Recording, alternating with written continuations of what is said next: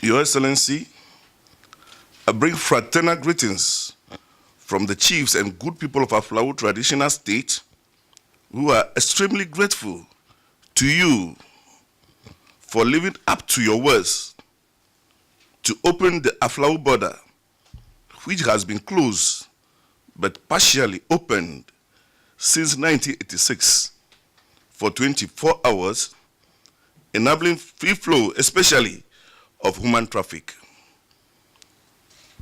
Your Excellency, we are here first and foremost to show gratitude for this singular honor, which seeks to cement the West African Protocol of Free Movement of Goods and Services.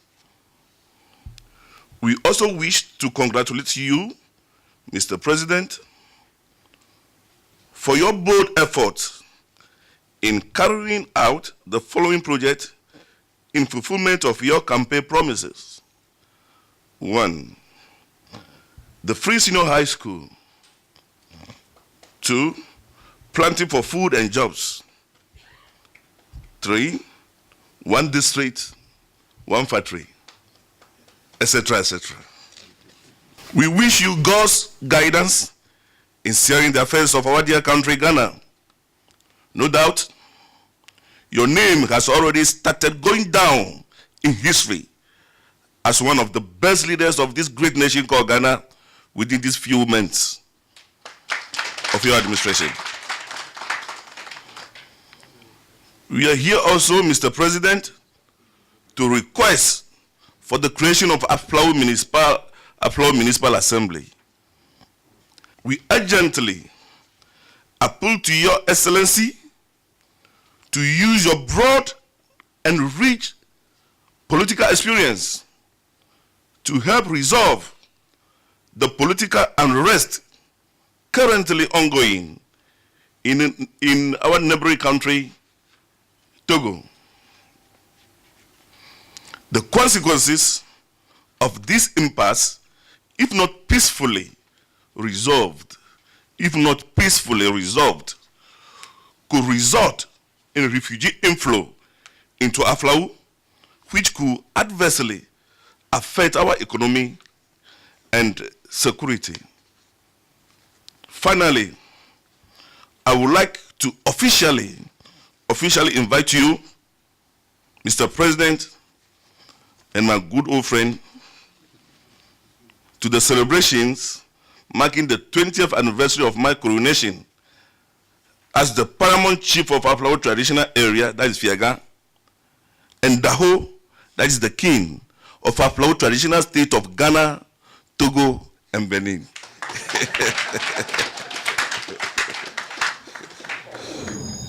My very good friend, Togbiga Amenya Fiti V, paramount chief of the Aflao traditional state.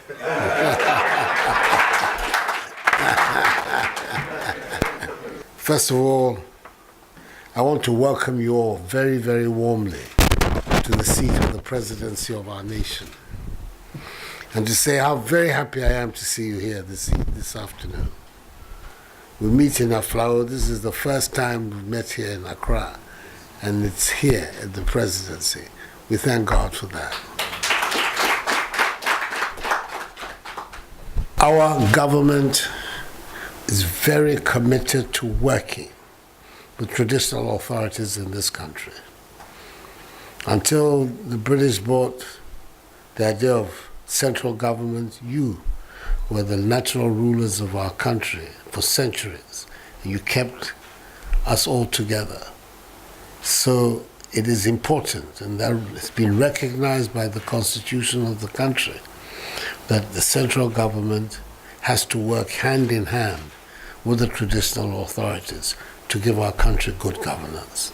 And I'm extremely committed to the teachings of the Constitution, and we should continue to work together. So occasions like this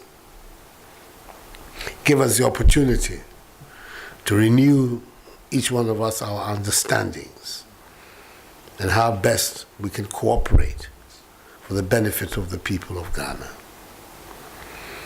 the main matter on which you are here, the creation of the Municipal Assembly, I think the arguments that you have made are powerful. One of the things that we're having to work out is to create districts where there's no constituency. It may be that it's just easier to go about it if there's a constituency that is carved out of K2 South. That will therefore make it very much easier. But I've done a lot of work on your behalf, don't we? We've done a lot of work on your behalf. And the Minister for Local Government, Haji Alima Mahama, is waiting to have a meeting with you face to face. I don't know whether today or at any other time of your choosing, but she's waiting in order for you to work out how we can bring this into being. But to me, it makes a lot of sense, and we can see what we can do about it. The events that are taking place next door in Togo are disturbing for all of us, and especially for you. I know what it means. I remember vividly what happened in 2005 when the former president Eyadema died. There were problems over the succession. Over 100,000 refugees streamed across the border to take out. Many of them, I think, are still there. They have not gone back to Togo. So I know that anything that happens in Togo is a matter of very, very great concern. And it is a concern to me and to all the people of Ghana. You can be sure that I cannot be idle while these events are taking place. And we have begun.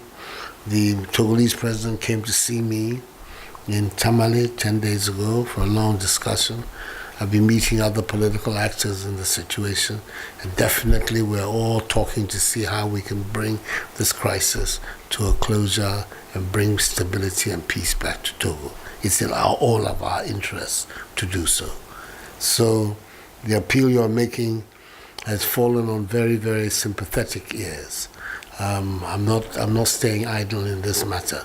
We're acting, and let us pray for understanding and the blessing of the Almighty that we can find a solution that will be in the interest of the people of Togo, and then by implication the people of Ghana. As far as the border opening is important, and as you say quite rightly, it is towards implementing the ECOWAS protocols and free movements. And we're seriously committed to ECOWAS. So those decisions are important. But you know that always in this world, when people are doing things for constructive purposes, there's always a few criminal minds who want to use it for another purpose. So it's a good occasion also to ask for your help, to make sure that those who want to use the borders for smuggling of goods and any illicit traffic, that as much as possible we mobilize the population to work against them and make sure that it doesn't happen. It would be a pity if in trying to implement this open border policy, then we leave the door open for syndicates and criminal elements to use it as an opportunity for their criminal activities. You're there, your chiefs are there, across the borders. So I need your support in complement with the law enforcement agencies to make sure that smuggling is not a part of the open border policy. I'm sure you know what goes on there.